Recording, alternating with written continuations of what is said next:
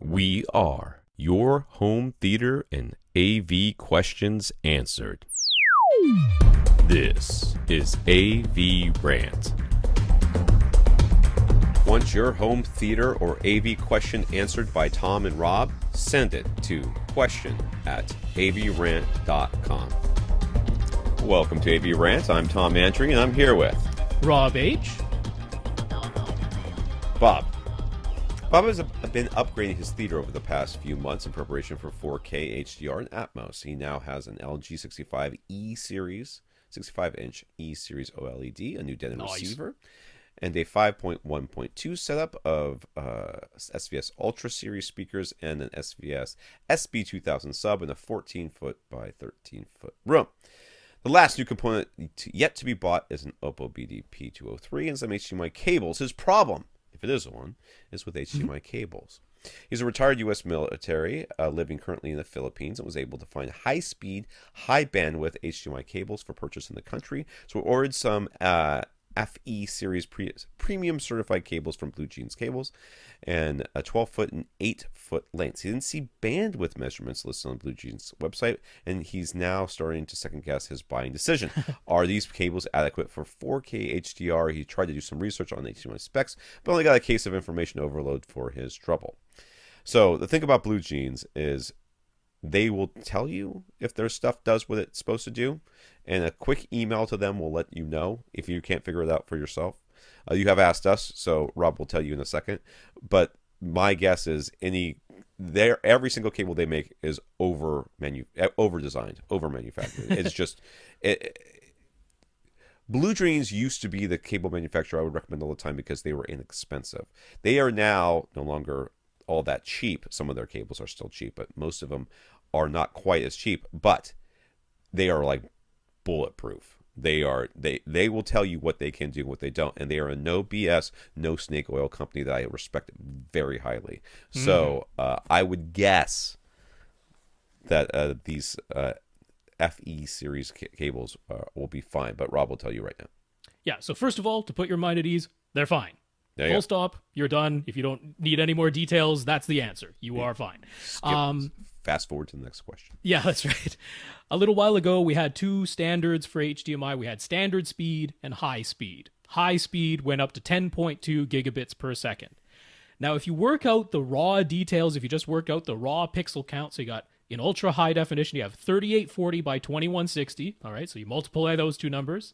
Then you have 3 subpixels for every pixel, red, green, and blue for every pixel. So multiply by 3. Multiply by however many bits per color. So that's 10 bits per color in the case of Ultra HD Blu-ray. So multiply by 10. Then multiply by how many frames per second, 24 or 30, right? You do all that, and you're at 6 or 7 gigabits per second, which is why any high-speed certified cable that went up to 10.2 is completely fine with 4K resolution, 10-bit color, 24 or 30 frames per second. All right? That's just it. If you continue with the math and you went to 60 frames per second and 16-bit color, which is part of the spec, conceivably you could go that high, all of a sudden then you're at 17.9 gigabits per second. And that's where high-speed premium 18 gigabits per second came from. Right. 4K resolution, 16-bit color, 60 frames per second. That's what you need for that. Now, the FE series cables, when they came out, they were instantly high-speed certified, the 10.2 gigabits per second. They're instantly high-speed certified, no problem. Blue Jeans cable changed nothing. They didn't alter the cables in any way, and everything in that FE series up to 15 feet long is high-speed premium certified now. 18 gigabits per second. Comes with a little official sticker with the little hologram logo on it, all right? So you are fine. You're completely fine. 18 gigabits per second. Got the official sticker. Everything up to 15 feet, and his are 12 and 8, so he's fine. He's fine. There you go. So Bob was only the second person in the Philippines to purchase a 2016 model LG OLED, and as such, when the TV was delivered, it was accompanied by a rep from LG to help set up and ensure it was working correctly. That's awesome. That is odd, but it is awesome. But it is also that. very odd. I would like that to happen to me someday. The rep had a 5-minute 4K HDR demo video, which they played from an external USB hard drive. It played perfectly, but Bob wondered if 18 gigabits per second is the bandwidth requirement for HDMI cables to transmit 4K HDR. How is it possible that a USB connection with a maximum of 5 gigabits per second was able to carry the same video signal? There wasn't any audio, doesn't know what the frame rate was, but he does know that there's a huge difference between 5 and 18 because of the math. He can do the math. So what is he missing or not understanding? Video compression. Oh, well, there you go. Yeah. So what is going over an HDMI cable is completely decoded, uncompressed, raw video. It literally is that pixel count I gave you. You multiply the number of pixels by the number of subpixels, by the bit rate of the color, by the frame rate, and that is it. That's the raw video. So all of the decoding is happening inside your Ultra HD Blu-ray player, or inside your cable box, or inside your set-top box, and being sent out via the HDMI cable completely uncompressed. In the case of the USB stick, it's sending the H.264 or H.265, the HEVC video. That's the compressed video. That's like the file you would download off the internet, right? Much, much smaller, requires much less bit rate because it's sending it as a compressed video file. Then it's being decoded inside the TV. So it's never going over an HDMI cable. So that is the explanation. Why are we doing this video over HDMI cables like this? Because copy protection. It requires, because that's right, exactly. And I mean, the copy protection was always the issue. They did not want you to be able to just plug this cable into something and record the stream off the HDMI cable. Yeah, and that's why we have to go through this. It's really stupid. It's just, It's so very, very dumb. HD-based has proven that, well, you can compress the video signal and then send it over an Ethernet cable, and it's fine. I know. Ethernet that you can get for like 10 cents a foot. I know. So Bob went from Dynaudio Contour speakers to the SVS Ultra speakers. It was potentially expensive experiment since SVS free shipping does not apply to the Philippines. He thought his Dynaudio speakers sounded amazing for 2-channel music, but a bit muddy for surround sound movies. With the SVS Ultras, voices in movies sounded much clearer, and the separation between each of the speakers is much more pronounced. Using the Ultras for 2-channel music, though, they sound dramatically different compared to the Dynaudios, and he isn't sure if he likes the difference or not. So, what are our thoughts on having a different preference for movies versus music? There's no question in his mind that he likes the Ultras better for movies, but for music, he's uncertain. Will he just get used to the Ultras for music and ultimately think that Dynaudios are inferior all around, or is there such a difference between 2-channel and surround sound that you actually need 2 different setups to get the best of both worlds? This is a really good point to make and a really good question. When it comes down, at least for me, what it comes down to is when you go to an extremely accurate speaker, a lot of times it's very jarring, especially with things that you are very familiar with. Now, what he's describing here is a speaker that's clearer, that's crisper, that has better separation of channels, that overall has a more well-defined sound.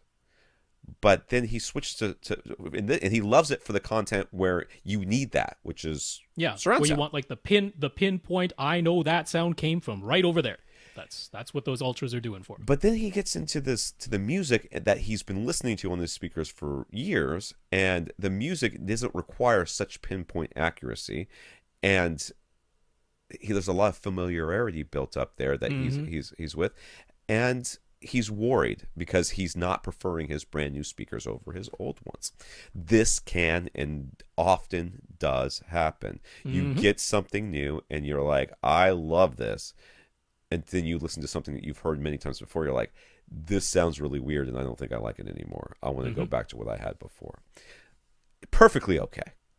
Perfectly okay. We say more often than not, trust your ears. When it comes down to these things, you need to trust your ears. I would still occasionally give the Ultras a chance with music here and there to allow yourself to maybe retrain your ears a little bit to hear them. But if you really do like these Dynaudios for music better, I'm not going to begrudge you that. I'm not going to say that you're doing anything wrong. It's perfectly fine. This is what you prefer, and that is good. You do not have to prefer the thing that objectively looks better on paper. You do not have to prefer the thing that I prefer. You do not have to even like the thing that I like. It's perfectly okay because you've listened to both and you've made your decision. I respect that.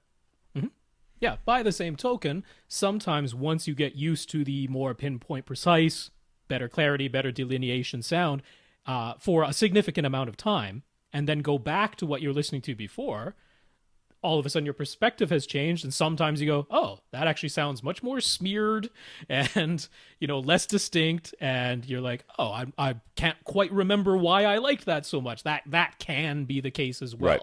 So I definitely would encourage get used to the new sound, but exactly like Tom said, if you then go back and go, you know what, I still prefer the old sound, that is completely valid and fine. Lots of people do have two separate setups. They have one Lots for of surround people do sound. that. They have one for 2-channel only. Lots of people do that exactly because of this. They do prefer whatever attributes it is. That's what they prefer for the given content. And we are listening to different content. Yeah, absolutely. And you know what? Even with your same speakers, I listen to music. I do not want necessarily a flat frequency response when I listen to music. There's quite often where I'm listening to music in my home theater and I'm not enjoying it as much because I'm used to listening to music in my car where there's bass bloat all over the place. The subwoofers goosed a little bit here and there because I like it, and I'm just used to listening to it that way.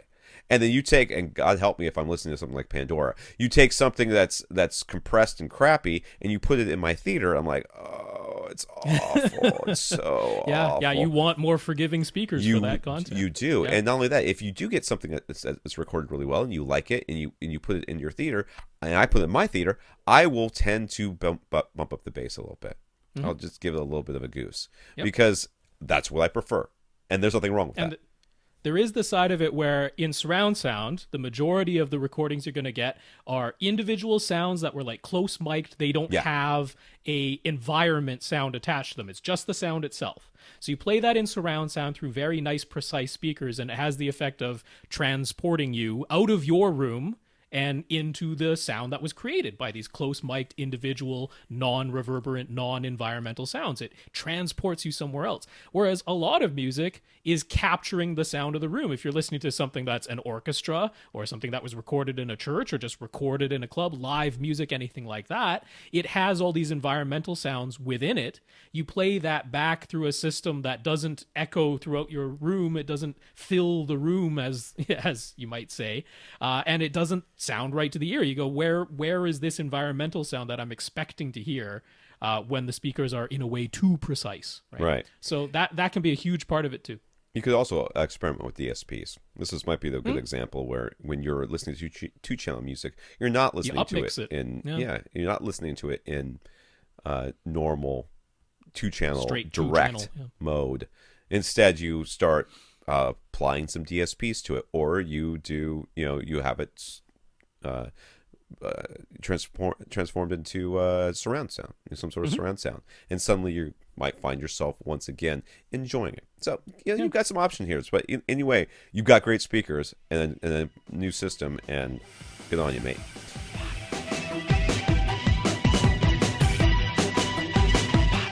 Want your question answered? Send it to question@avrant.com.